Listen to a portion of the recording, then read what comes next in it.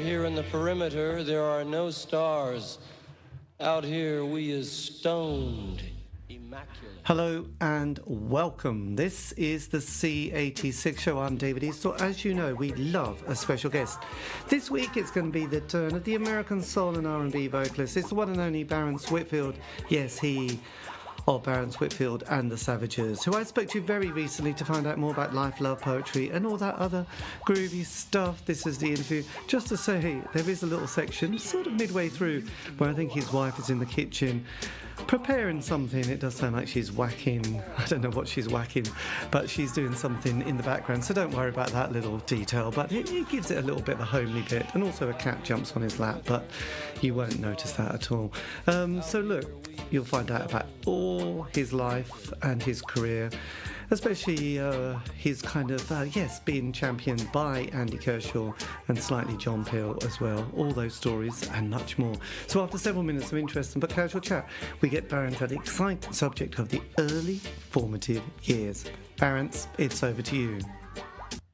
I grew up listening to a lot of soul music and, Little Richard and James Brown and Otis Redding. But I think what really set me off was, as I got older, because I was born in 55, so I'm the class of 55. So I'd have to say probably, in the 70s, I started listening to a lot of more David Bowie and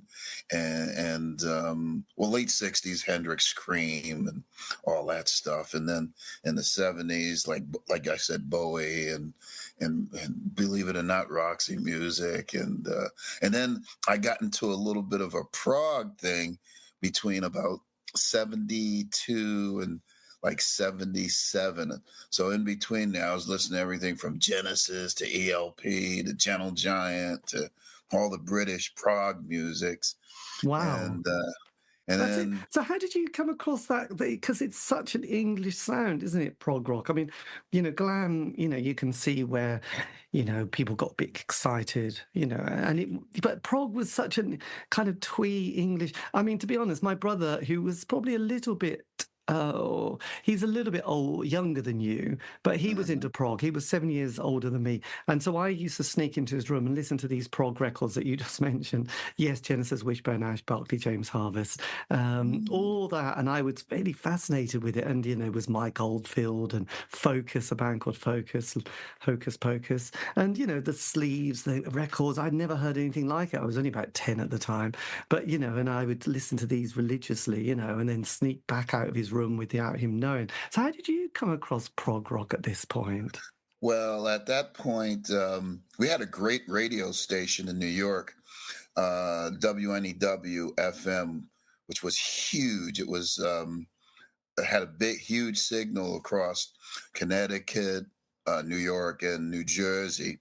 And New Jersey was kind of like the prog state. I mean, everybody I knew was listening to from early high school was listening to, like I said, Emerson, Lake and Palmer, Genesis, Focus, as you mentioned, Gentle Giant. Then we were really getting heavy. I started listening to PFM from Italy and Amandul and just anything that was very sophisticated rock and roll, even Zappa at the time. Oh yes, we were listening to. So and because these bands would play live in New York, we just go over to New York and I must have saw I don't know how many shows of prog between, like I said, 1972 and 77. Wow. I saw a lot of live shows. Yes, I saw ELP, Gentle Giant about 5 or 6 times. Yes, 3 times. ELP 3 times. Focus once. They were okay. I mean, yes. But and Zappa a bunch of times. So we were being introduced and just enamored from listening to all this prog rock through, like I said, through radio too. So You'll be you know. excited this Christmas because I think Derek from Gentle Giant's just bringing his book out, isn't he? He's just been. I just did an interview with him quite recently for some Really? release, and I think he's got a book that is going to be coming out very soon. Derek, is his name Shulman? Yeah, Shulman? Schulman. They were the Yeah, Schulman brothers. There that's was Derek right. Ray, and I forgot the other name. And One actually, I name. think Ray then went into the 80s as a producer because a lot of indie bands mentioned going and having Ray as their producer, and they had really nice experience with him because his wife would be in the kitchen, would come out and go, "Oh, this is a nice song." That's a with these young indie kids. So yeah, but Gentle Giant, that is amazing, really. Yeah, so put that on your Christmas wish list this year. I'll have to. I'm going to have to look for that Schulman book because, like I said, I was as Ray Davies would say, I was a keen follower of fashion You when it. were. But then the fashion would have been, I would have thought it would have been your sort of torturous singer-songwriters, Laurel Canyon, Neil Young, there was America, Horse with No Name, what was all that exciting stuff. And then you had the Eagles and that West Coast kind of slightly coke smoking kind of Yeah, vibe. I wasn't really. I mean, I like Neil Young. No, did like Neil Young, but I wasn't like Eagles. And I mean, as far as close as I got to the singer songwriter thing, it didn't really happen until later on in the '80s when I really started listening to people like like Tom Russell and Townes Van Zandt Oh, yes. and who else? Butch Hancock and Joe Ely and all those Texas guys and and other people. So I you know what, my music horizons really exploded. I think really after my high school adolescence, as you want to call it. So what Listen, was the first gig you went to, by the way? What was that kind of like the first concert? the first gig. Well, I'll tell you the first soul gig I ever went to was 1967, James Brown, Wow. uh, at the RKO Theater in Newark. That was a mind changing experience because I walking in, I was excited, and once the show started and he performed, I walked out like someone had taken a sledgehammer and just went, "You've awakened, boy. You've awakened, boy." Yes. And then my first rock show, I'd have to say, was believe it or not, at Shea Stadium in New York, where the Beatles played in '65. I saw Grand Funk Railroad, and the opening band for that show was a band from the UK called Humble Pie. Oh, is that Steve Marriott? Steve Marriott and Peter Frampton. Oh, nice. That is quite a nice little number, isn't it? God, I that's know, and the thing about it was they had what, five guys in their band, and Grand Funk had three. Grand Funk was louder than Humble Pie. right. That was rocking, actually. I remember my brother also had those bands like Deep Purple, Black Sabbath creeping in. He didn't get into Led Zeppelin bizarrely, but those ones, and then people like Blue Oyster Cult started to appear in his record collection. Yeah, So did heavy metal also sort of feature a bit a in? little bit. Like I said, I like Deep Purple. I did like Purple, Led Zeppelin, Sabbath, and there was this one band that only did, what did they do? They did like only two albums, but the first album was blew my mind. Was a band called Captain Beyond.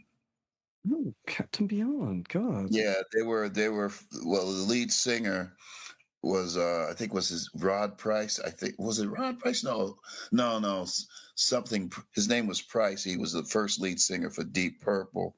Then it was a drummer named Bobby Caldwell who played with Johnny Winter, and a couple of guys from Iron Butterfly.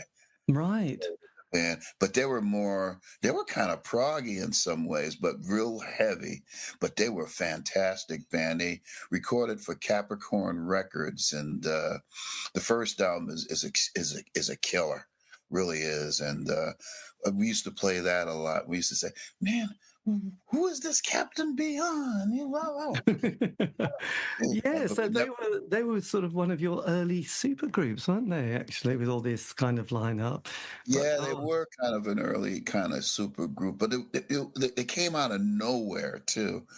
If you should look them up well, and yes, absolutely. I suppose you would have started to get bands like, is it Leonard Skinner and yeah, Leonard Skinner would have started to appear in life. and who else? Well, Allman Brothers, of course, and see, because it was really funny. I was because of the radio station I was listening to, I was being exposed to so much music at a rapid fire pace.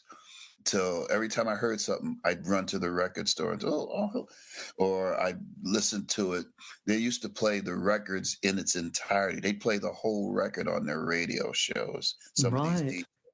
so you'd get to hear the whole album and you'd go, well, I heard the whole album. I think I like it. I'm gonna go out and buy it God, that's very. instead of going to the record shop and you look at the record and go, wonder what this sounds like. No listening Yes. stations back then. So That's handy because I made some terrible mistakes buying records that had been reviewed. I hadn't even heard them, but they were like, "This is amazing record of the week." You know, you bought it and went, "Oh my God, I hate it!" And I just spent £5 on it, and now I'm going to have to enjoy it because I need to get my money well, somehow. I'll tell you, there's one record the only record I think I bought that I ever returned because I couldn't take it and I couldn't stand it was the John Lennon album, Two Virgins. Right, that was true. Oh my God. I heard that and I just said, I can't take this. I have to return this. And they said, is it defective? I said, yes, it is. Defective music. God, yes, that was something else, wasn't it? So when you got to 16, which was like 71, did you then stay on at college and sort of go on to some form of higher education at this point? I 'Cause- did. That's why I came up here to Boston. I did a little bit of Boston University here, but I ended up staying up here because I kind of like Boston, and it was being in New Jersey, where I was from. In order to get to the big city to experience what I was going to experience, I mostly I used to take the train over to New York City, which would take about maybe not 45 minutes. But living in Boston, I was in the city itself. So it was my big experience of being in a big city, which was not as big as Boston, but to walk around and really, you know, breathe the city, learn about it and walk around and see different things and hear different things going on in Boston that I wouldn't have heard in New York or in New Jersey. So that was a real opening of my eyes once I got to Boston. And then the music scene kind of crept in a little bit, being exposed to at that particular time that was around the punk era. So Yes.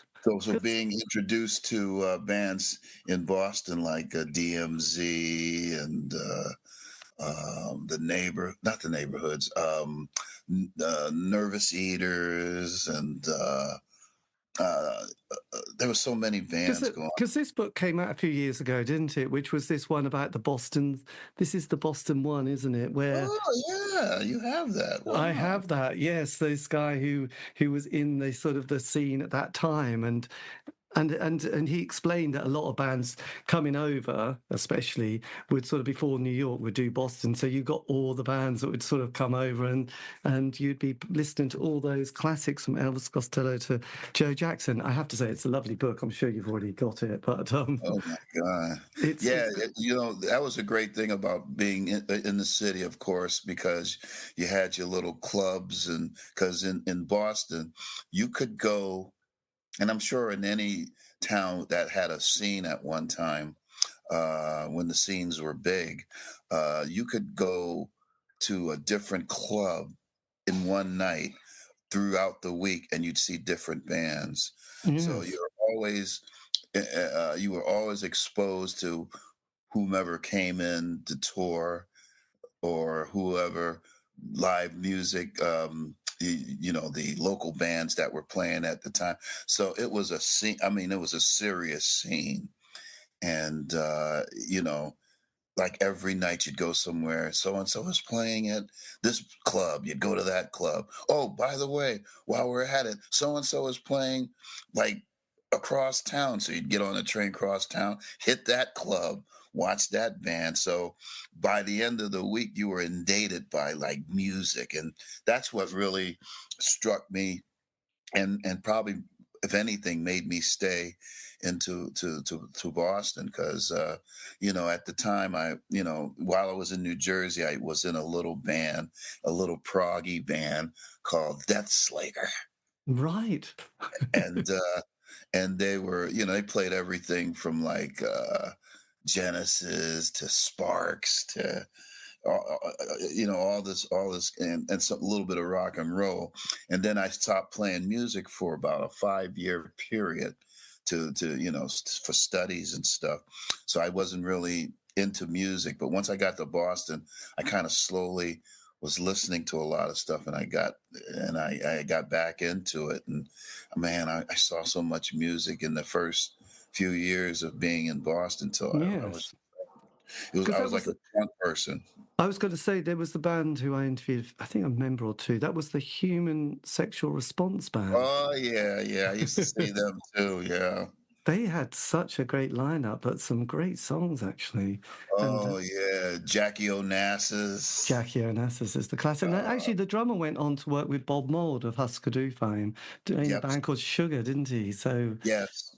So that was, yes, there was quite a little sort of community. I think that happens with cities sometimes. There is that kind of network that kind of happens quite smoothly. So when did you start sort of finding your voice and thinking, I've had there's journalism. You worked in a record shop as well, didn't you, at that Oh stage? boy, yeah. Back then, I think the first record shop I worked in, uh, once I hit Boston, was a record shop called Strawberries, which was a franchise record store, which was owned by a ruthless gangster mafia guy by the name of what was his name? Levy. Mo Levy, I think. Oh, Morris Levy. Yeah, Morris Levy. Oh, because I've even got this book. I think he had a lot to do with John Lennon, didn't he? Morris Levy. Yeah, yeah. He was what we called a shyster. He was a crook, man. He was only after money, and he pride himself on getting people's publishing rights so he can own it.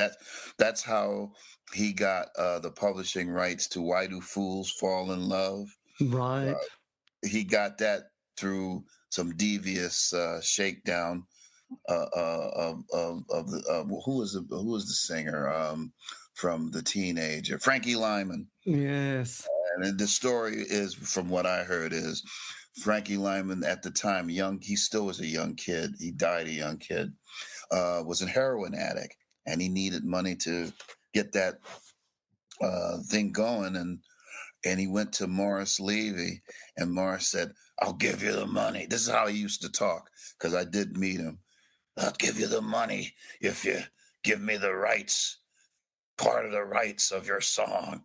And he wouldn't do that. So basically, a couple of his goons hung him. He had an office on the 54th floor in New York City. So they basically took his legs, hung him upside down, and said, "Give us the rights or we drop you. If they find a dead junkie, it'll be you." So So the next time you saw the "Why Do Fools Fall in Love," which I think Diana Ross did on one of her albums, and it was a little hit for her, and you saw Lyman and Levy. Right. Yes. God, that's one way to negotiate your deal, isn't it? The Yeah, art of he the was he deal. was he was a bad man, and he also, that's how he got really busted by putting up. He would go to warehouses and buy cutout records and then at a really extravagant treat, not extravagant, but cheap price, and then put it in his stores. And, you'd go in there and there'd be this big uh, section, and it's all cutout records with the album ends cut off the ends. Oh, yes. We used to get that when we used to buy records in second-hand shops in the UK. You used to sort of see this. Mhm.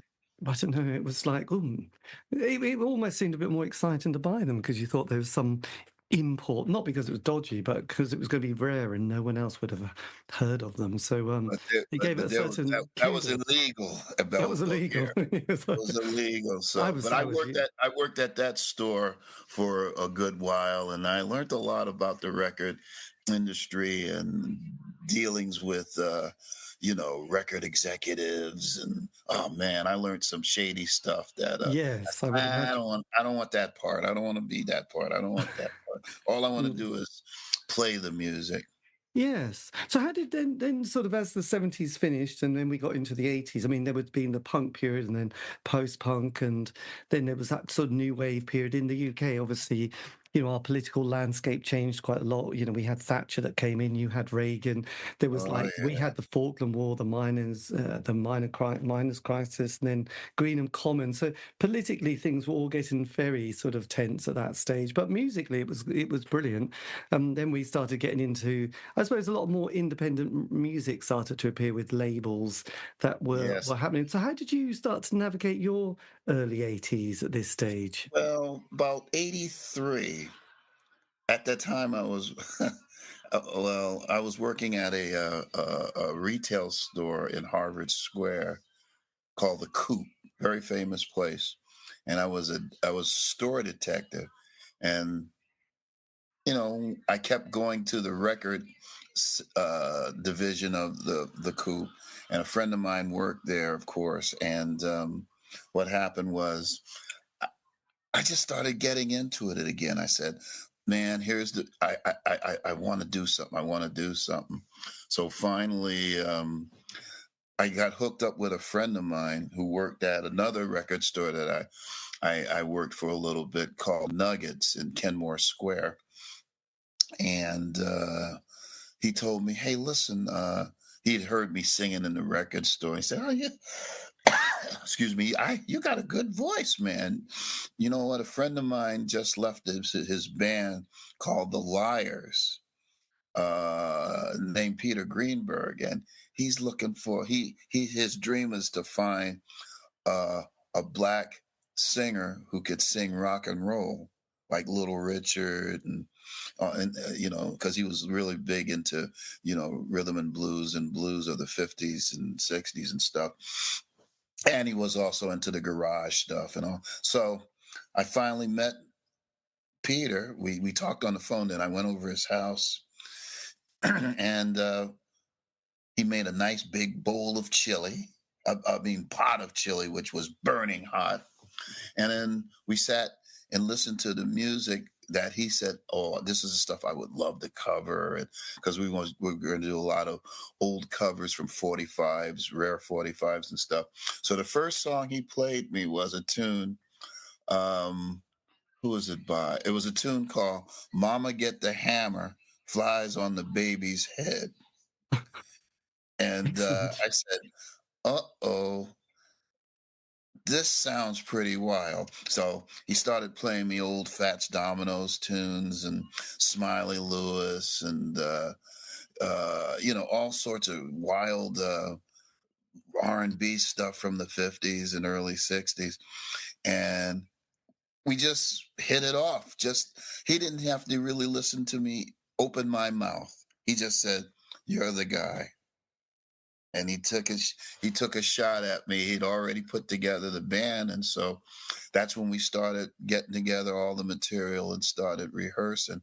Because really, at that particular time, there weren't too many bands covering that kind of music No, and not putting at all. and putting it, except for the Cramps maybe, and maybe a few other bands, the Blasters maybe, but putting it together in a kind of garagey rock kind of sound. And no one was doing it in Boston, definitely. So except for the liars were doing stuff like that. But so um, we got our sound together. It took us a while. I mean, we rehearsed our butts off, and I was lucky because I got to play with Peter, who was in the Liars, Phil Lanker, who was in the Liars, and Howie Ferguson, who was in a great band from Boston at the time called the Real Kids, and they were really known. So being, hooked up with those guys made it an interesting connection to Yes. to the Boston scene. They were going, "Who's this Barrence Whitfield?" And I changed my name. As you can see, my name. I say my maiden name is Barry White. That's my real name. Yes. But But I changed it to Barrence Whitfield because Barry White wasn't going to go. It wasn't going to go for it, or it was going to sound weird. So what I did was I took Barrence from when in grade school, kids used to tease me and call me instead of call me Barry. They used to call me Barrence, like a rich kid, like little Richie Rich. And the Whitfield I got from Norman Whitfield from Motown fame. right, there you So I go. put the two together, and it sounded good, and everybody went, "Yeah, let's go with it. That sounds great." And there you go, Barrence Whitfield and the Savages, and we just started first. I think the first show we did was in '83.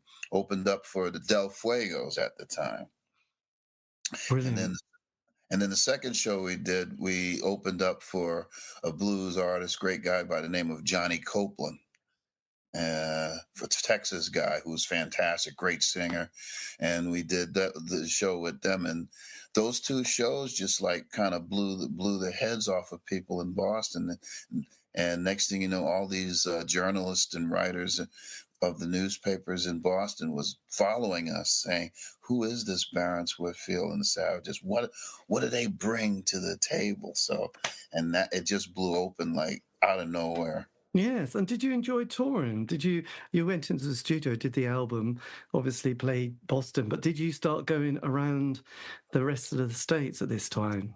At the time with them, the first part of the Savages, we were going to New York and DC.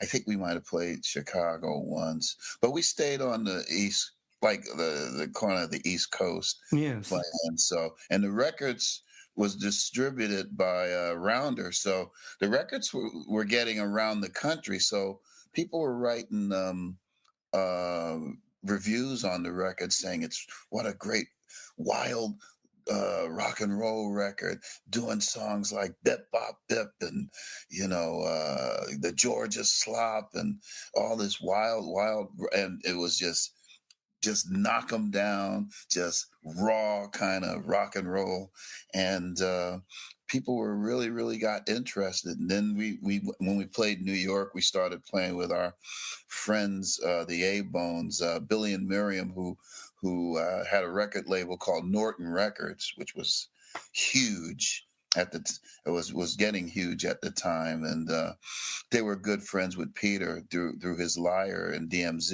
years. They were always interested in the Boston scene. So we played with them. My first gig in New York was at a place called Folk City, which Dylan played at. All the old folkies in the '60s played at this club. So that was our first club we played at in New York. Then we went down to the DC, and all of a sudden these like punk kids were coming out seeing us, and college kids, and we packed the few clubs down there and got a really good reputation and a good following down there. It was just unbelievable. These people would come out and dive off the stage, and they do a dance that I made up called the epileptic fit, where you'd go you'd dive on the floor and you'd go around in circles. Right. Nice. Did it And catch so on? Yeah, it caught on about every time we'd play, like 5 guys would just jump on the floor and just do that. And we go, they're doing the epileptic fit. And everybody's just going crazy. And we had such a wild show because I would be taken off a stage and be thrown around in the crowd, no one dropping me. And like that, I was doing the body surfing early. And it was Right. just they passed me around.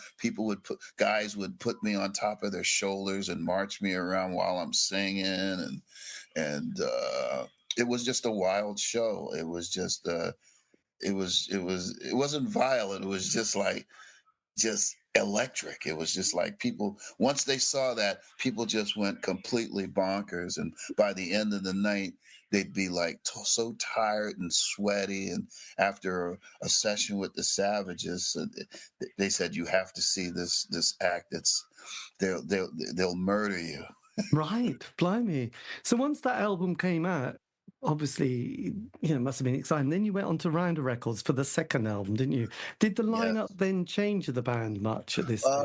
No, it stayed. Well, Peter, though the first Savages stayed, and we did the second album, "Dig Yourself," which was highly successful, and that's when Kershaw really started getting into the fold, and he came over in '85, I think, to see us, and I think we did a show with the Fuegos, and funny at that show, it was so hot in the venue that night till I fainted on stage. So a bunch of my friends picked me up and carried me off the stage while the band was still playing. And so I went into the dressing room. Kershaw runs in. Barrence, are you all right? Are you all right? And I go, yeah, I just faint. It's so hot up on the stage. And he goes, this is great. They're wonderful. I'm going to bring this back to England. And yeah, I'm going to. He couldn't talk anymore. He was just out of breath. He said, what I've witnessed, I can't. So he went back to the UK and went on his show, played the whole album in its entirety, and he just kept telling about his experience with us and stuff. And people started calling the radio station, said, "Who is this Barrence Whitfield? When is he coming to England?" Blah. So finally, he said to himself, he called. He said, "I'm going to call. I'm going," because he was on the old gray whistle test at the time. Oh, yes, that's true. Yes. So he said, I'm going over and I'm going to film you guys.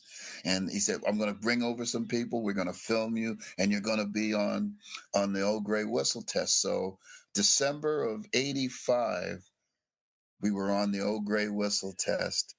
And you could still see that interview. It's on YouTube. A little grainy, but you can still see it. And I think as I'm talking to at the end of the interview, he's asked me, what is the most exciting things you want to see when you come to Britain, as he would call it? And I go, well, I've never been overseas before. It'd be great to go to England and look for Sade.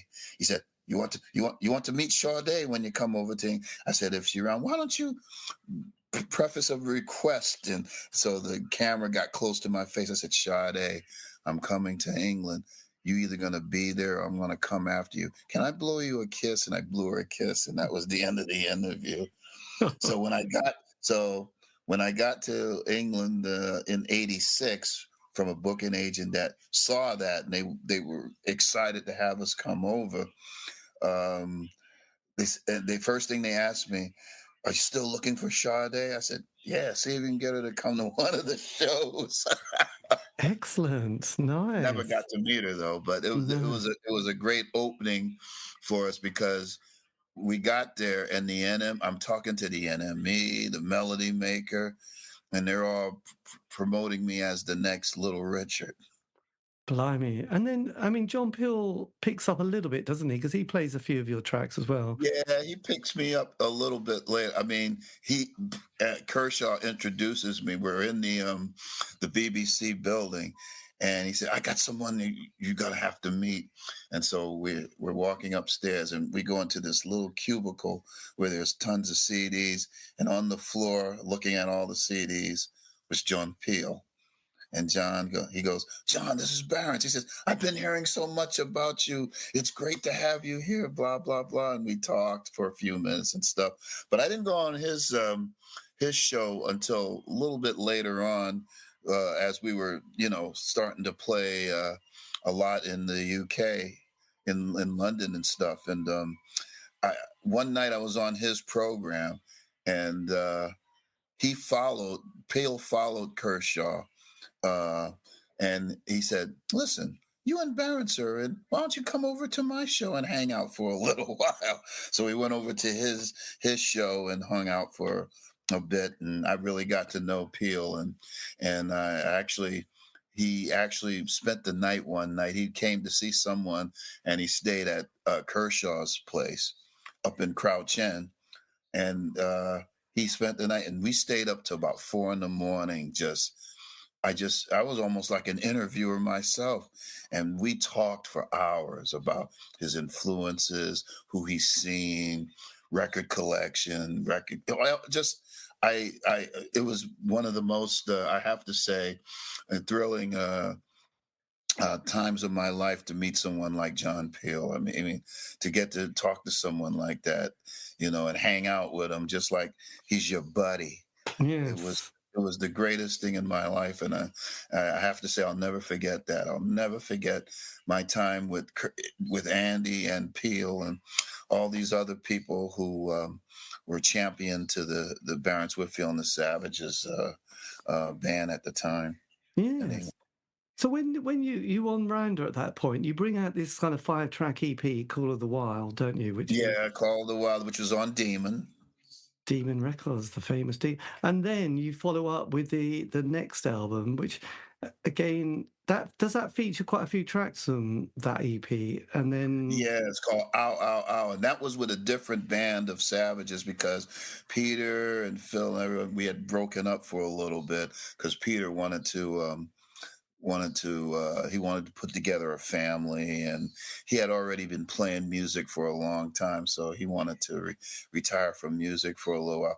So I just happened to been able to hook up with a few other guys, a sax player by the name of Dave Scholl, who wrote the song Stop Twisting My Arm, and he said, I have a band that you might be interested in. Come down and see us play. So I went down to see them play, and I said, well, let's do it.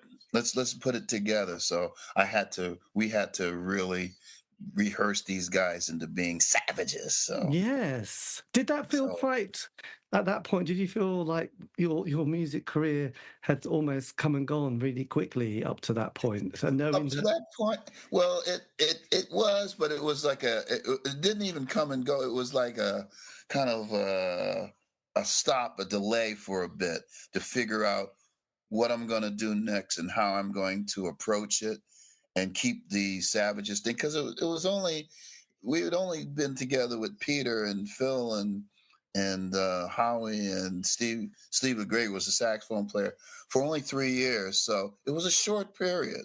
yes. So I didn't want to quit. I thought there was some momentum going, especially with hooking up and with Andy Kershaw and other people who were really interested in the band. So I wanted to keep it going. So it only the hiatus was only like 6 to 7 months. It wasn't even that long, and then I put together this band. So we really got right back out there, and it kind of shifted a little bit. It wasn't as garagey as the first band. It got a little bit, I won't say sophisticated, but more, we were doing a lot more instrumentals. Right. And it changed a little bit, and plus I added keyboards to the band, so it did change a little bit with the organ and the piano. Did you And play any festivals at that stage? Were you doing any? Because I uh, can't.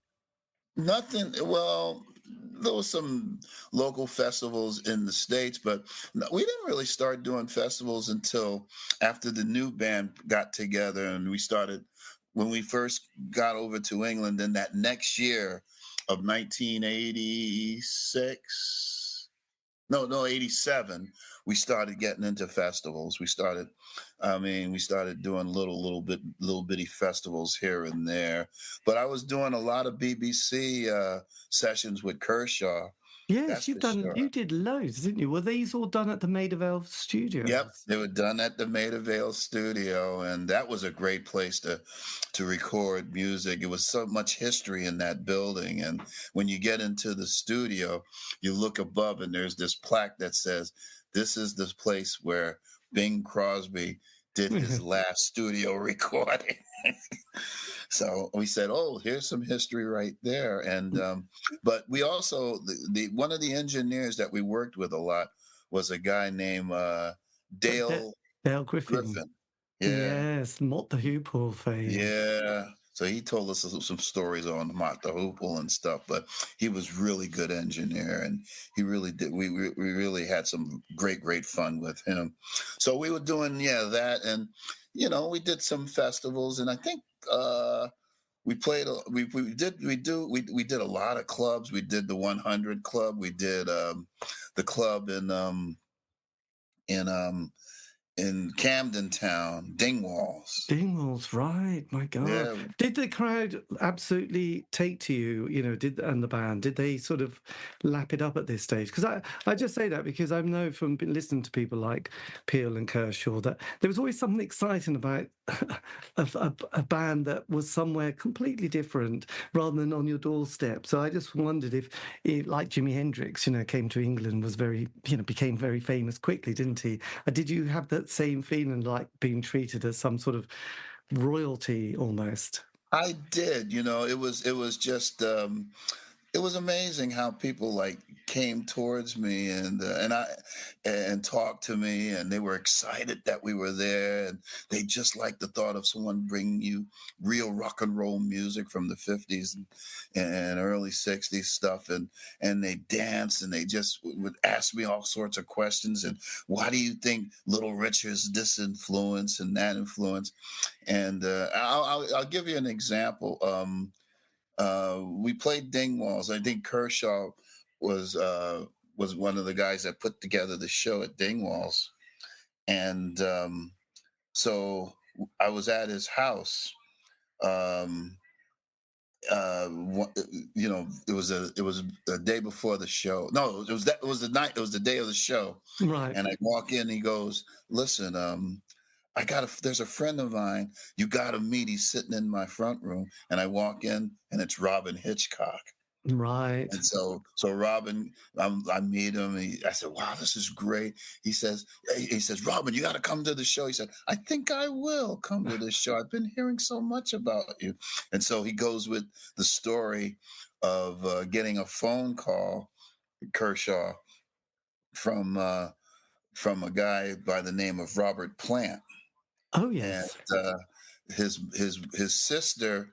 Uh, Answers the phone and goes, he goes, "Is Andy there?" He says, "Who's this?" He said, "Well, this is Robert Plant." She said, "Yeah, right." He says, "Sing me the first lines of Stairway to Heaven." And he did it over the phone, and she dropped the phone. She said, "Oh shit, it's Robert Plant." And she said, "No, Andy's not here, but call back in about 15, 20 minutes. He just went out." So he calls back, and Andy goes, "Hey, Robert, how are you?" He says, "That's great. I'm doing fine." He said, "Listen, I hear you're bringing over a guy who's playing tonight named Barrence Whitfield." Says, "Yeah, the Savages are playing at Dingwalls." And he says, "I have to tell you that first album, is probably one of the great rock and roll records I've heard in a long time. It's so exciting. It's so energized." He said, "Listen, can I ask you a favor? Can I ask you a question? Is it possible if I could get on the guest list?" And Andy goes, "Guest list?" He said, "Bloody hell, just show up."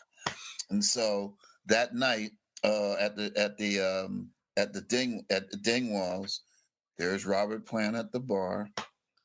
There's Robin Hitchcock walking around. Then I'm introduced to Glenn Matlock from the Sex Pistols, and then all these people from NME, um, Melody Maker, all this press is there, and the place is jam packed full of people. And then all of a sudden, I'm walking around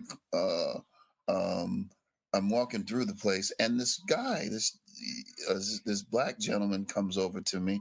He goes, "Hey, listen, are you Barrence Whitfield?" And I go, "Yeah, yeah." He says, "Well, I forgot his name at the moment, but he said, listen." I'm the superintendent of schools in Boston, and we're here in London. My entourage is here to visit some, elementary schools in the London area, and we saw your name, so we had to come to the show. And he says, "Hey, listen, I found him. Found all these people come over, and they're all from Boston. They're all from the education division of." I'm like sitting there, Plant's here, Robin Hitchcock's here.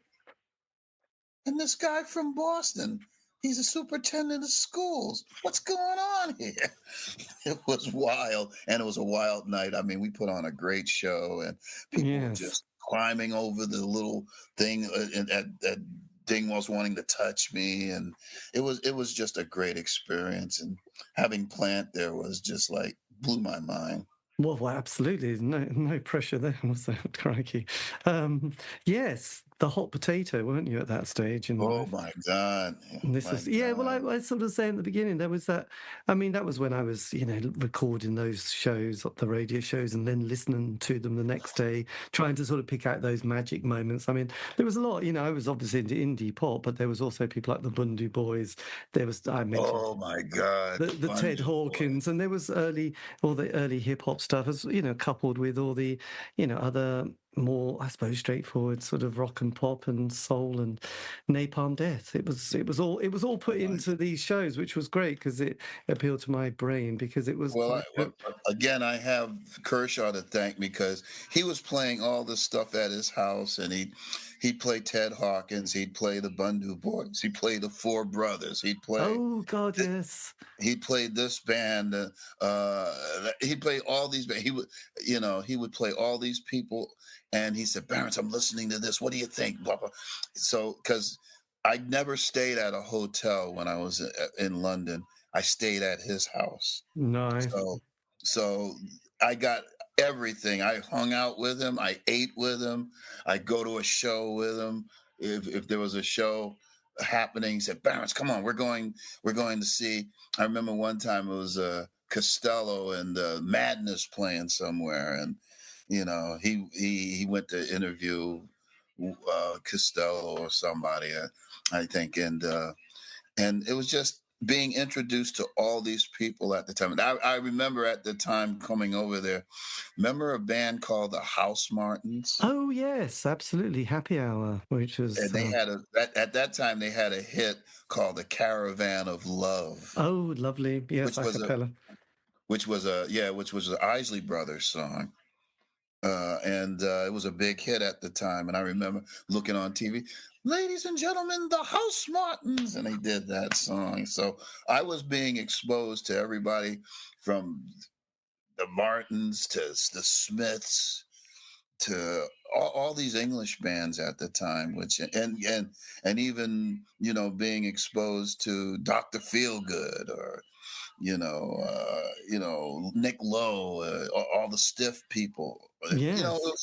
It was just a great time to be in the UK. There was just so much stuff going on, and plus there was also a lot of American bands coming over to put their mark on what I had already been. Because again, when I first went over, our local radio station, WBCN, followed me that first week when I came to the UK. I talked to them every day, and they always say, "What's going on over in the UK? What's going on? How you guys doing?" Blah blah, and I give them the whole kit and caboodle, everything that was going on day by day by day.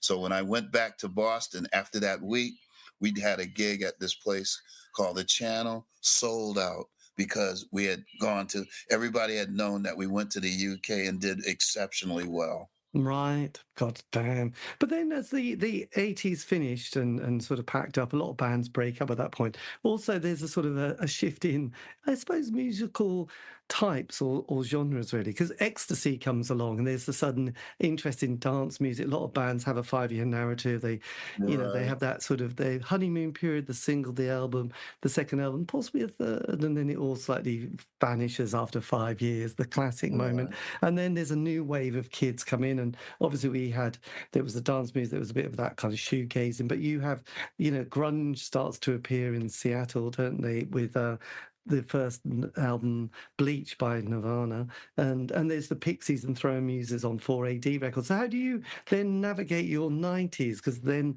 the music landscape has changed again, isn't it? So is your Well, first it album, is.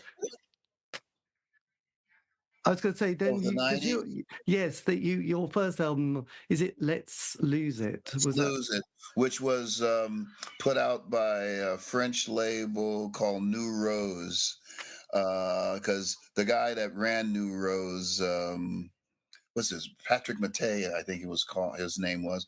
He loved Boston music. He was the one that brought over the Real Kids and Willie Loco Alexander, and he every time he'd come to Boston, he wanted to bring something back with him to France to put on his label, and we were one of the bands. So it shifted from England to France at the point because now the French were interested in the Savages and the Yes. Spanish was starting to get interested in the Savages.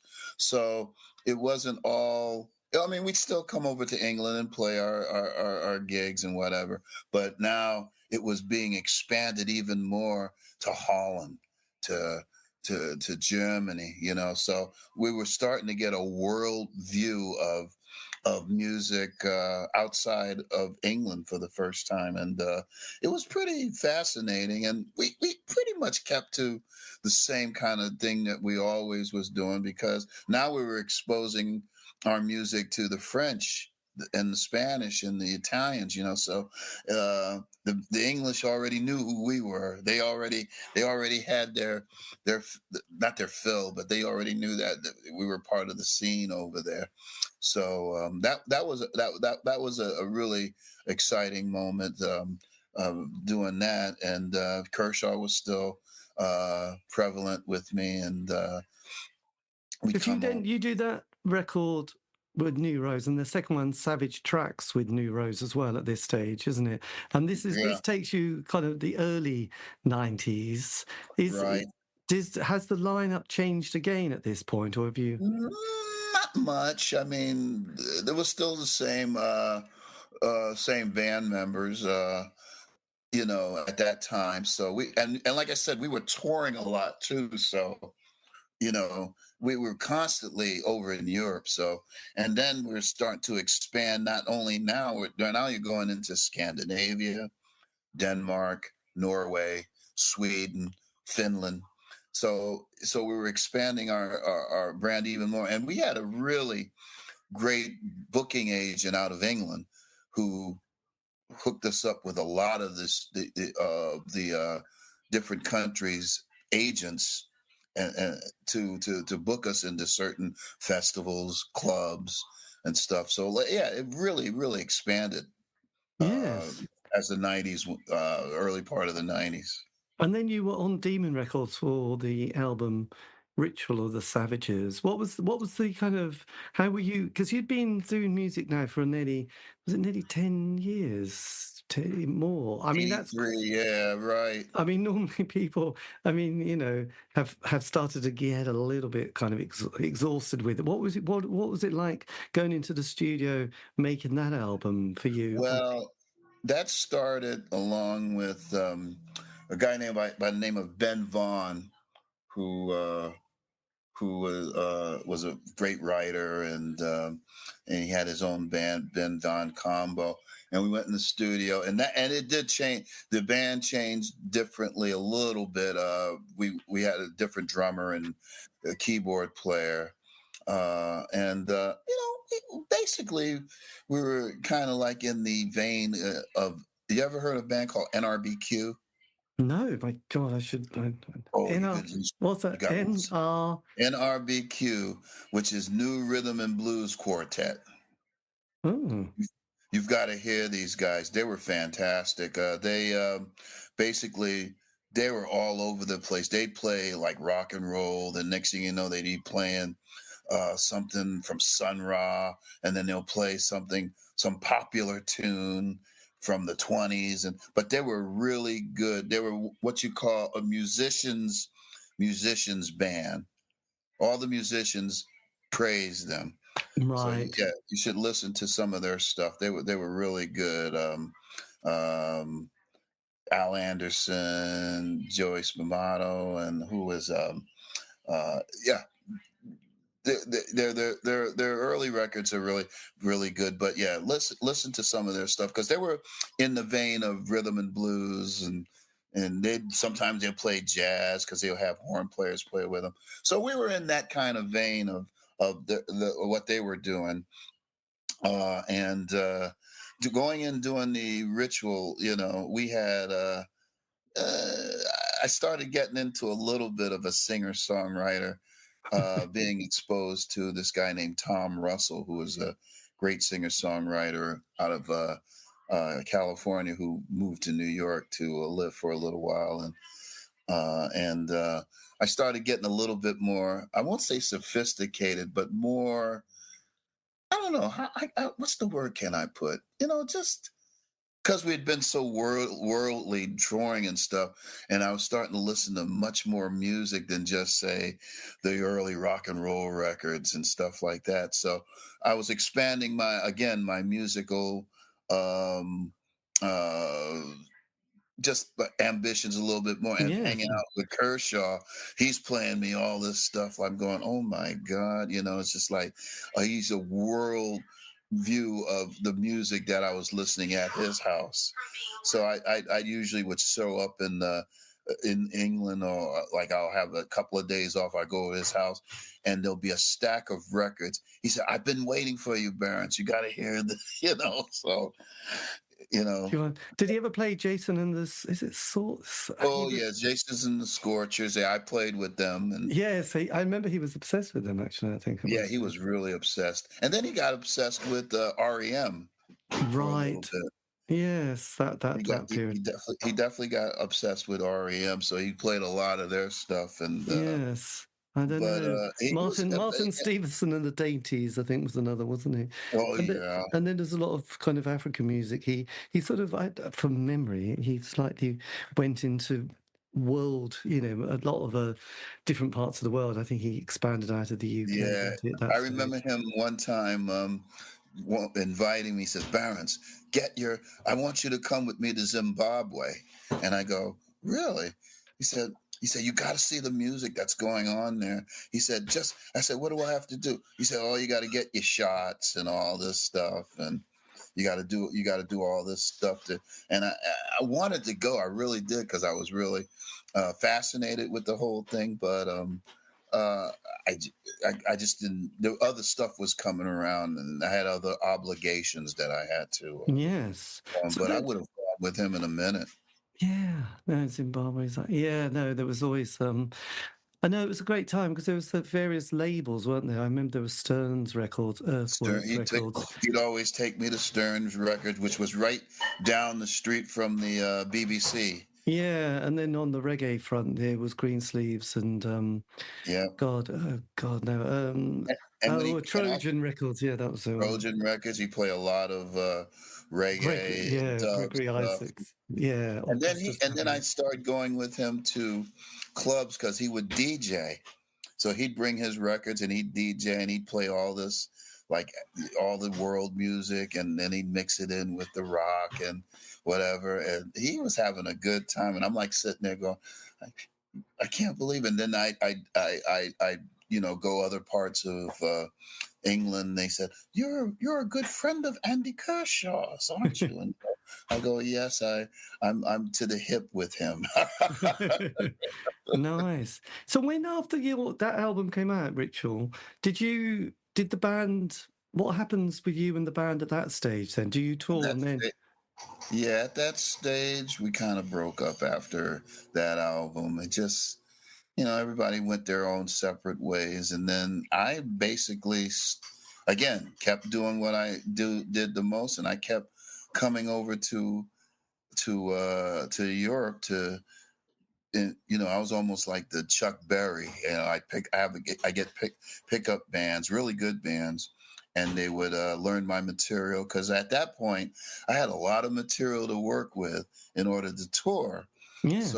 I could come over and rehearse with a band, and they learn my repertoire, and we'd go around to other parts of the world playing stuff. So So that's how I. really, yeah, there was. I suppose people like Geno Washington was like that, wasn't he? It was Geno Mhm. Washington and whoever. A bit like the line from Marky Smith, wasn't it? If it was Marky Smith and your granny on bongos, that was the fool, wasn't it? Really? Oh my goodness! I got to play with him too. It was a festival in Bath, and it was Geno Washington and Georgie Fame. Nice, a It classic was line. that was the, I said I can't believe I'm in the same area with Georgie Fame and Geno Washington. It was just, being from the United States, those kind of artists, like, you would never ever think that you're ever going to meet these guys, because you're over in the United States, and they're British, and they're from the '60s and stuff. You're never gonna meet these guys. Here I am in the room, and there they are, and I'm like going, oh my God, here I am. Nice. Yes, we used to love seeing Gino. He was such a star, wasn't he? Really, never Yeah. never aged, did he? He was quite No, man, that guy. He's had There's a to. there's a saying here when it comes to black people aging. We say black don't crack. Well, I'll write that down. Excellent. So you were just really rocking it, and then sort of as you navigate into the next decade, we have the millennium, and the great sort of fear of that planes were going to drop out the sky and it was all going to end, and it didn't on New Year's Day. Well, how do you then navigate your next kind of the 2000s, the O years? Well, the early years, I basically was going to. I was doing a lot of stuff. I mean, I was still coming over to Europe, doing, having backup bands back me up, more or less in Scandinavia and Sweden, Finland, and also Switzerland and all. So I was still coming over there doing music. And then, 2000s, well, it wasn't slow, but like I said, I kept myself going without a band being over here. And Yes. then about 2009, Was it I started talking with Peter again. Peter? So was Peter had done the family and was beginning to get excited again about sort of Yeah, he got returning? excited about playing again because he said you've been doing it for the longest time, so you had been still out there doing it. So Yes. he got the bug again because he started doing some reunion shows with the Liars uh, Right. in Europe and stuff. So he got the bug again. So me and Phil Lenker, we flew out to his home in New Mexico in Taos. Nice. God, I've actually even been there. My God. Yeah, nice little city, little Nice town there. climate. Oh Nice, my nice God! architecture. Oh, very Yes. nice architecture. So we went to his house, and we started talking about. And this is after not seeing him for about 26 years. Yes, there's a lot to catch up, isn't there? So it was a lot to catch up, and we thought we sat there and we thought, well, we can do it again. So what? We're almost hitting 60. So what? So Yes, we it's just got, yeah, we got the energy back going, and we found a couple other guys to play, and it was almost when we started hitting that first note, it was like it had never left our bodies. right. So this was it. This was like the Spinal Tap Mark II. It was Oh, there. Mark II, yeah, you're right. And we started doing some tunes, and putting music together for the next project. But we didn't have a record label, and I didn't know if anybody was really interested in the States to do anything. So I had a friend of mine who worked for a label in Madrid called Munster Records. Munster, yes, great label. Is this the Pasta Brothers? Hmm. And so there was a guy that worked there who was a big fan, and I'd been doing some stuff in Spain anyway, and so I texted him. I emailed him, and I said, "Listen, the Savages are getting back together again after all these years. We're just wondering if you are interested in putting an album out." And I just emailed him. Within 3 days, he emailed me back. He said, "We'd be honored." Right. This is what you want to hear, isn't it?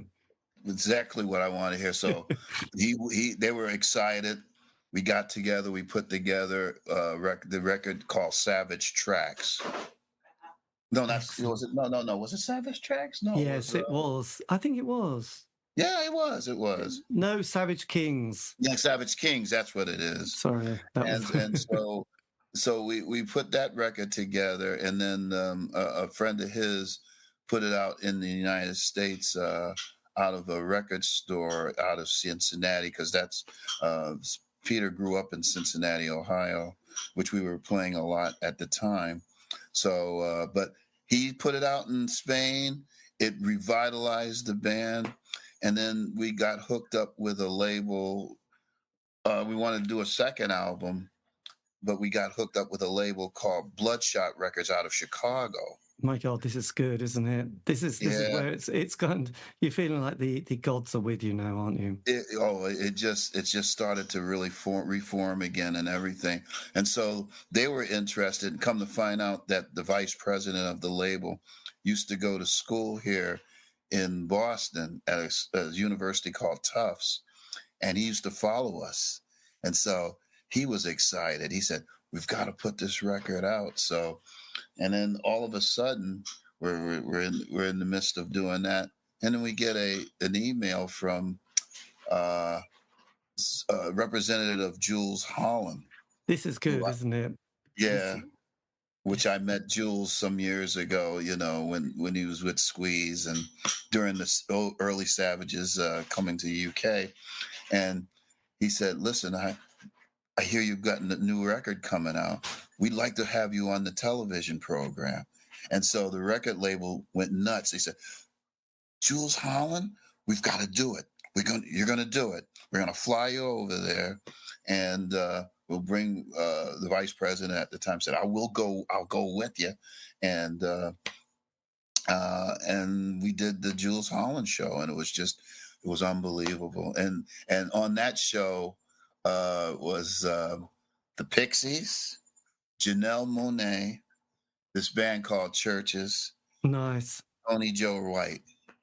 Oh, that's a good one, isn't it? You must have. Did you feel that? Because often I think we all take it as a fan, we take it all a little bit for granted with a band. As I mentioned, the 5-year, almost 3 albums, if you're lucky. It's often by the 3rd album, the fan is getting a little bit like, oh well, I've heard enough now. And there was a few bands like the Mighty Lemon Drops, and the member said nobody wanted the 6th album of the Mighty Lemon Drops, and it was like, and it was a bit like, yeah, you're right. Actually, we didn't really, did we? But then the passing of time, and you're thinking, actually, because as the fan, you also need to get a house together, possibly career or some sort of money together, and things, your priorities start to sort of change, don't they? From worried about that kind of album, looking forward to it, going to the record store, getting it, playing it. You don't have that luxury of time anymore, being able to spend so much listening to it so religiously, going, oh my God, those lyrics, they're singing them just for me, and all that malarkey,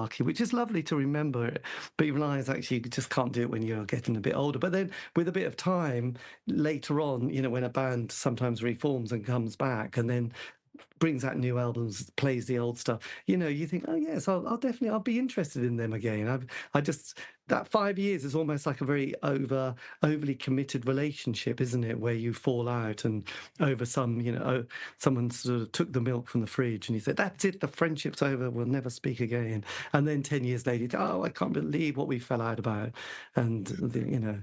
Well, you know, I think with this kind of music that we play, it's universal. I mean, you can go anywhere and play this kind of music, and people will respond due to the fact it's rock and roll. It's rock and roll. It is. I know Lemmy used to say on Motorhead, he used to come to the mic, didn't he, at the beginning with a fag, and he said, we're Motorhead, and we play rock and roll, and spat his fag out and went into it. And that's all there is, isn't it? You know, it is. That's it. Because Little Richard and David Bowie, no, David Bowie and Lemmy were born in the same year, and they both said their main person was Little Richard. That was it. I got there in the end, didn't I? But that was, and David Bowie got a signed picture of, you know, of Little Richard, which he kept all through his life, you know, which was being, you know, stuck together with sellotape when it got broke slightly. And they was always that. And then there was Elvis and Bo Diddley and Chuck Berry and all these guys. But it was always Little Richard because he had the flamboyance in he. Well, I can truthfully say that I got the chance to meet Little Richard in 1987, I think. Yeah, it was 87. It was in Belgium, and we were playing. We had just got there. We were going to do a show the next night, and the promoter called us up at the hotel and said, "Okay, well, everything's set. Sound check is going to be at this time. Blah blah blah." And then he goes, "And now Little Richard." We go, well, "What about Little Richard?" "Well, he's in town. He's doing a show, a big, I guess, diamond show uh, that they brought him in to do, and we've asked the promoters that you were a big fan of his and blah blah, and you would love to meet him. So we hooked it up where tomorrow morning you're going to go over and meet Little Richard." And we go, "What?" And my manager, he starts going, "He's a maniac. He might go crazy." I said, "Shut up. We're going over. What time do you want us to go?" 11 o'clock. So 11 o'clock that next day, next thing you know, I walk in the room and there's Little Richard ranting and raving at the journalist and stuff, doing his Little Richard thing. So and so they left, and we got to hang out with him for an hour, Oh my God. and That we must be. talked and had a wonderful time. I still have the picture of me and him cheek to cheek. Black and Yes. white picture. It's a picture that'll never leave my house, that's for sure. No, forget social distancing on that one.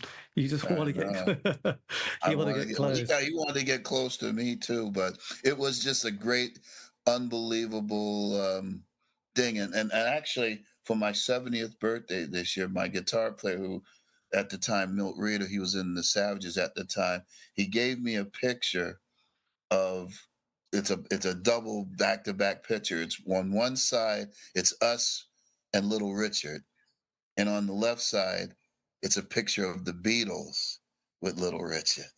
And I Right. went, "Oh my God!" And I have it up there on my thing right now. It's a picture. That's another picture I'll always keep because he was a huge Beatle fan. Milt loved the Beatles, so the connection of us with Little Richard and the Beatles with Little Richard was just like it was just like, oh, this was a dream come true, you know? Well, yes. I mean, nice. That is special times actually. So then, when you're on Bloodshot Records now, and you do 3 albums in quite short succession, don't you? 13, Right. 15, and 18. So obviously, things are really sort of working again.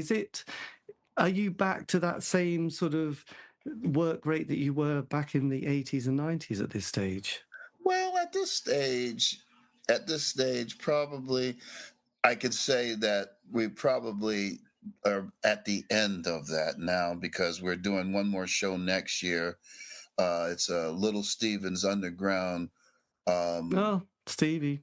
Yeah, we're doing his boat cruise out of Miami. Oh, Into brilliant. You're on a Mexico. cruise. Yeah, Is this your 4-day cruise. the 4 day? I love those cruises. I know.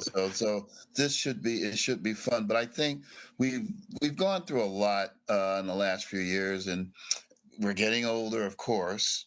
And so the touring is not as torrid as it once was, or we can deal with. So I just think that I think we've done. Remember, we put this thing together in 1983. Then we were separate from us for 26 years, then got back for another 10 years. I think we've proved that we've done enough. We've done what we can as a band, as a music entity, to put music out there and tour and play for people and stuff. So I kind of think this is probably the end of that of the trilogy of the Savages. I think I still go on, I mean, because I'm who I am. I'm a musician. That's what I do, and I'll always do it. I'm like the old blues guys. We'll do it till we Yes. drop dead. So it's and now I'm involved with this band. Three of the guys are from the UK. The band's called MFC Chicken. That's God, and what names they rejected on that one. Well, let's put it this way: they're a band that they dress up a little like Colonel Sanders, Oh, eyes and everything, and they do their moniker. They do nothing but chicken songs. right. There you go. It's got to be done. It's someone's got to do it, haven't they? So So how did you get up? How did you find these guys? Or did it they was find you? Didn't they? well, yeah. Well, they were always. I think they always heard of me, and they've been fans for many years because through my association with the rockabilly scene and rock and roll scene, they've always been like big fans and respected of me. So, and I have a saxophone player that he's from Canada. He's from Toronto, but he's been living in Spain for some years now. His name is Spencer Evoy, and he's the one that's been playing with MFC Chicken for a while. So he just introduced me to and those guys said, Barrence Whitfield, we'd love to play with Barrence Whitfield. So we finally, So they're basically going to be your backing band. They're going to be yeah, on certain shows when they're free, because they have a busy schedule themselves doing their own stuff. But we talked about it the last year or so about putting some stuff together, and actually went into the studio when I was in Spain last month, and we recorded 3 tunes for a single 45 EP of 3 songs that we're gonna put out. So yes. Because so I was going to say well, go ahead. that, yeah, because your last album, Glory, that came out on the Spanish label as well, but that was with Peter Greenberg, wasn't That it? was So, with Peter Greenberg, and that's probably the last record probably you'll see of us. And Spencer's on that record, the saxophone oh player, yes, my along gosh. with with our other saxophone player, Tom Quartuli. So, but we did that in Valencia because uh, going over to Spain all these years, and it's great when you go to Spain because every time I go over there, I play in front of sellout crowds. I can see. Yes. It's unbelievable. You are royalty. You are sort of rock and pop royalty over there, aren't you? They are. It's funny actually. In the UK, there's a couple of bands who, they can't get arrested in the UK or even get 50 people to see them. But they're either big in Italy or they're big in Spain, or France. I mean, they're treated with like wow, and so it's interesting. And Lemmy from Motorhead was always saying that it was the German audience that kept the band going when no one else wanted to know them. It was those Hmm. fallow years. He said the audience were just so loyal. They'd buy you, 5 CDs, a couple of T-shirts. He was just thinking, thank you, thank you. We may be able to eat next month, so well done. But it comes through, doesn't it? It Really? comes through. No matter where you go, there's always going to be a crowd or a scene that will embrace you. You think, everyone says, Barrence, when you go over to Europe, everybody knows you. You're much bigger over there than you are in the States. And I go, well, that's because in Europe, no matter where you go, where it's be UK, France, Spain, where they respect and and they really love American rock and roll. No matter where you go. I mean, I've watched many documentaries in England on blues coming to the UK or American rock and roll, and I've talked to many people through the years in the UK about it, to the fact that especially in the UK where they wanted to know what the blues was all about. They didn't know. They said, what is this about the full moon rising or the creek runs high? And what is this fascination with this music? And they learned about it. They had the artist come over, showed them what it was. And the next thing you know, you got the Rolling Stones, you got I the know. Yardbirds, you got, That's so it's the appreciation of American music roots, no matter, forget about the political uh, atmosphere in the world today. Music comes through mightily than any politics that I ever know, because yes. that's the one thing we all have in common. We all have this in common. We can all sit down and have a good time with it, talk about it, to have different opinions on it, but it's never opinions that would damage or hurt anybody. No, this is absolutely true. My God, do we need it? Yeah, it's like, you talk about the blues. I always remember that lovely bit of Brian Jones introducing someone like B.B. King. It was Howlin' Wolf. And it was Harlan Wolf. Well, remember, and he's sort of shut up and let's play them, and he, Yeah, and let's shut Harlan up Wolf. and sit down and listen to this guy. Yes, And and it was he a had bit this like, big grin on his face, like, this is the greatest thing that could happen in my life, to be in front of this man, to watch him sing How Many More Years. And that's how it is, man. And, when they came over to America, they didn't want to, none of them ever said, oh, we would love to meet the president of the United States, or we want to see about Muddy Waters. We want to yes. see Chuck Berry. We want to see Little Richard. These are our heroes. These are the people that we admire.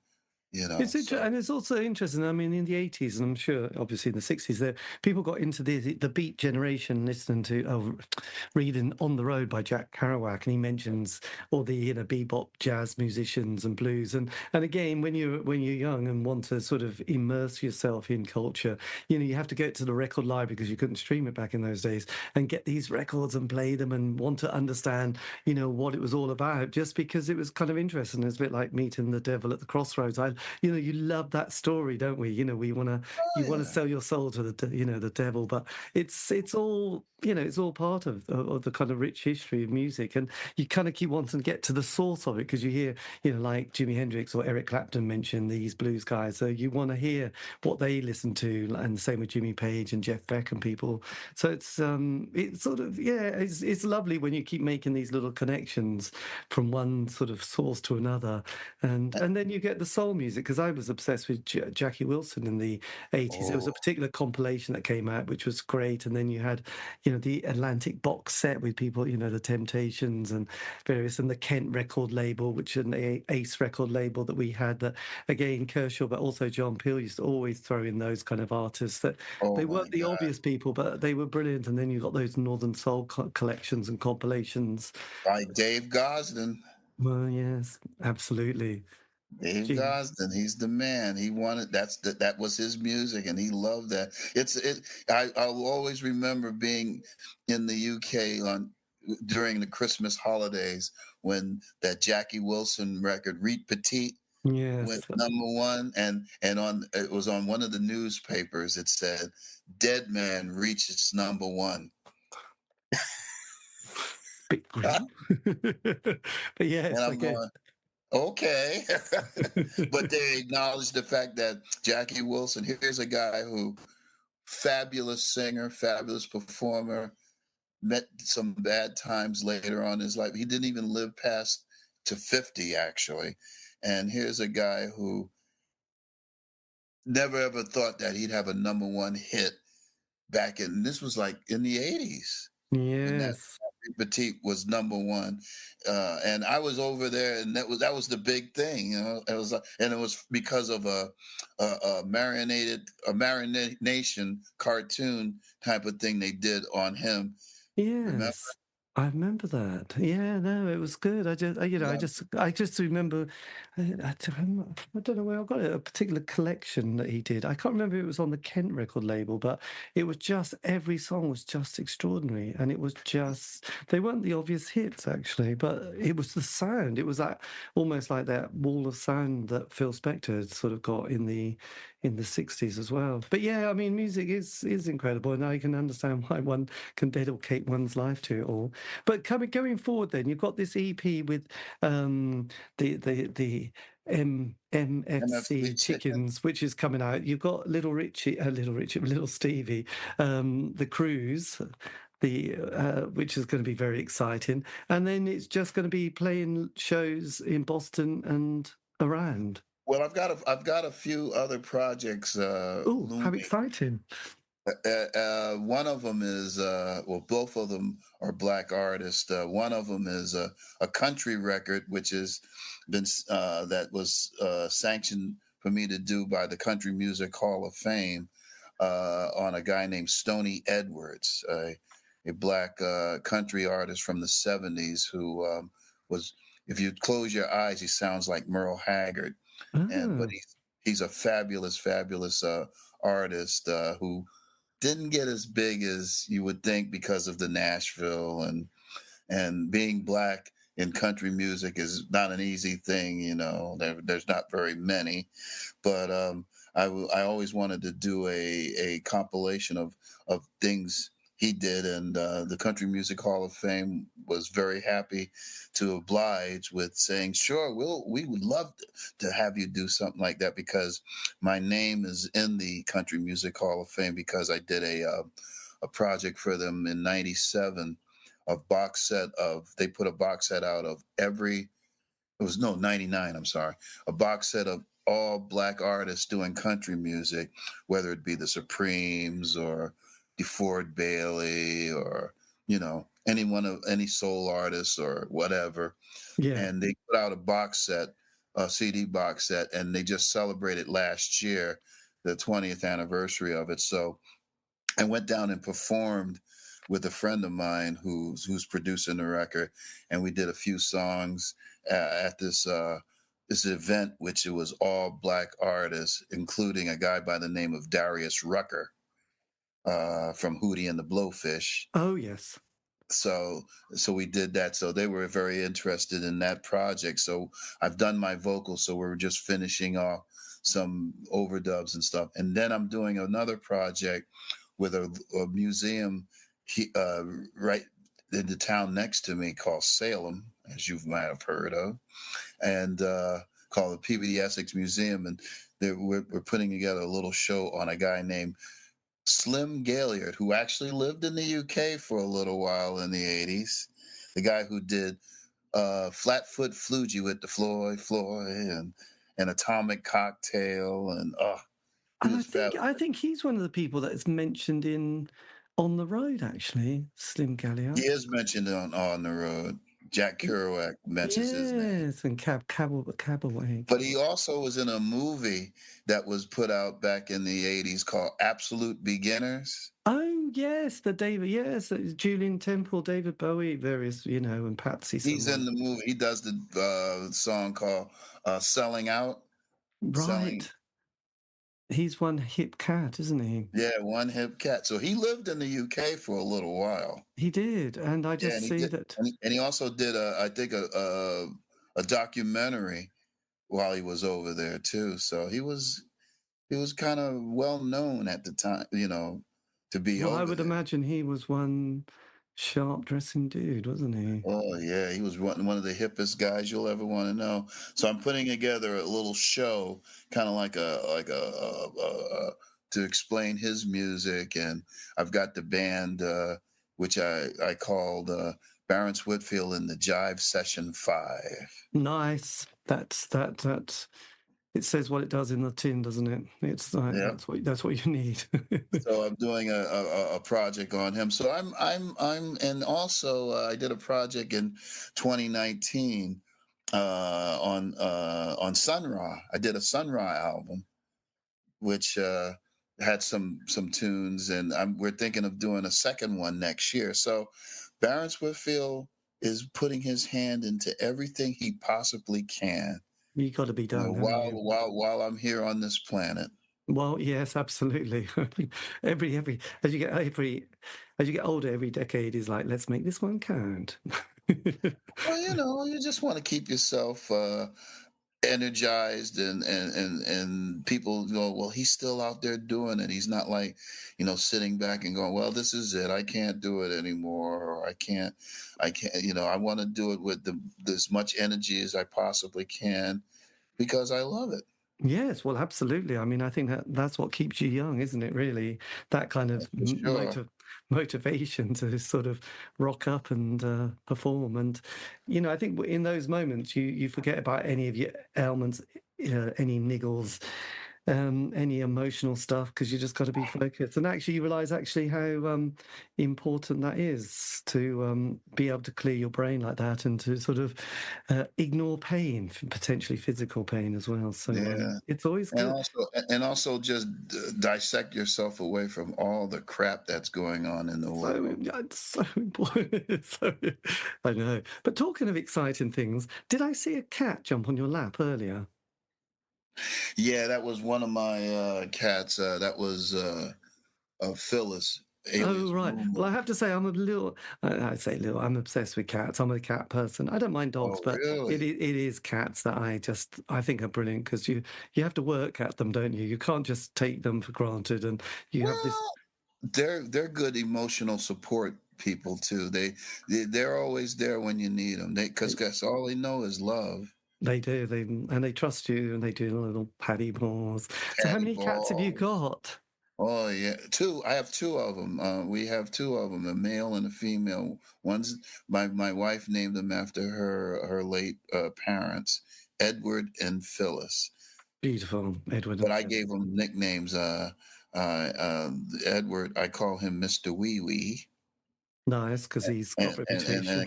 I call Phyllis Moo Moo. Nice.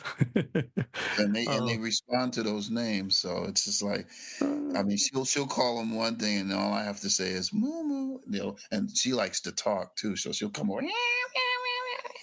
well, I know I know those moments.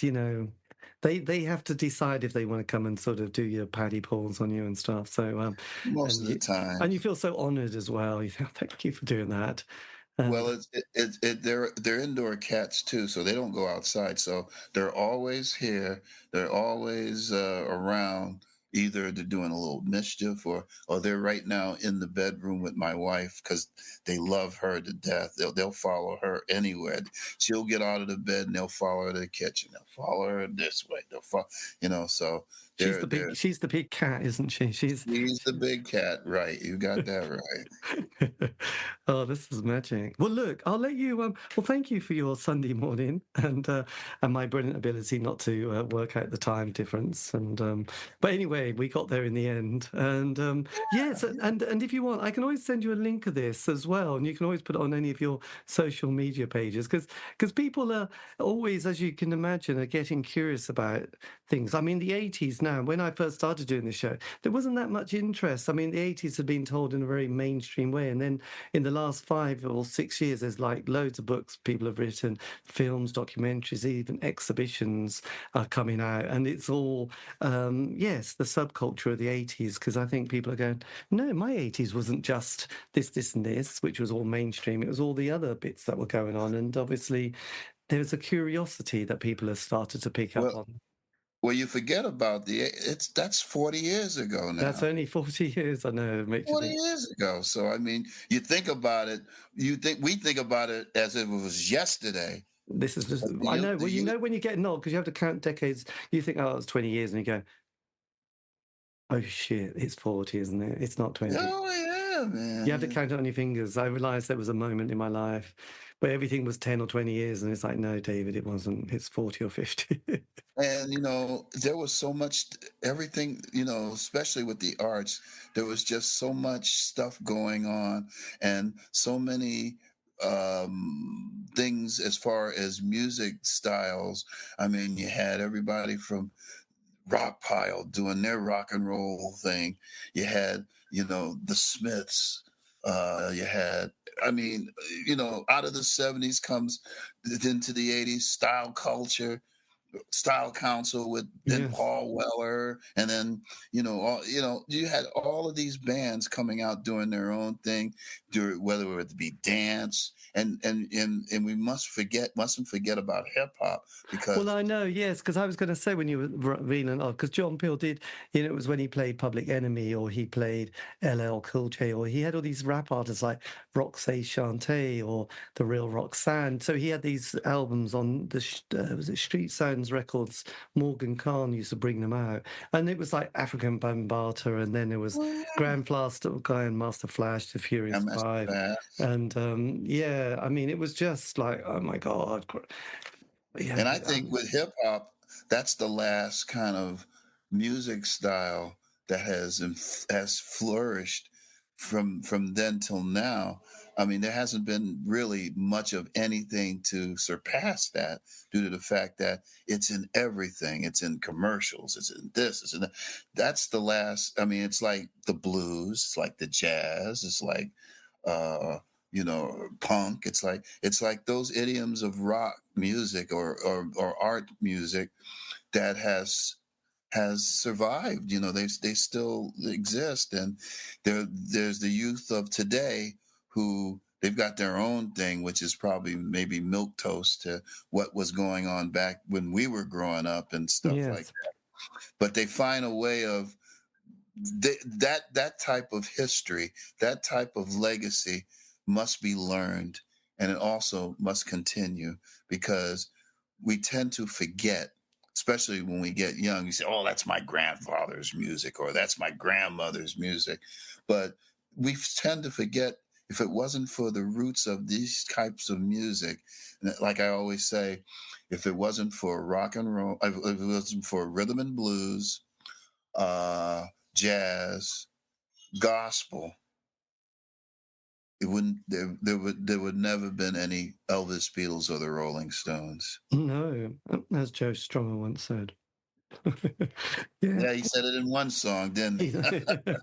he In said, 1977. yes, this is true. I know, yes, absolutely. But I mean, that's why it's always nice. I mean, it's interesting because when I was growing up, I only had to go back a little way to start to get to that early point, or a bit further. But now there's so many decades. But I'm sure young people do, because there's always that curiosity, and there's that, you still get that feeling sometimes when you hear a record and think, oh my God, this is amazing. Who is it? And there is just, over the decades, has been amazing.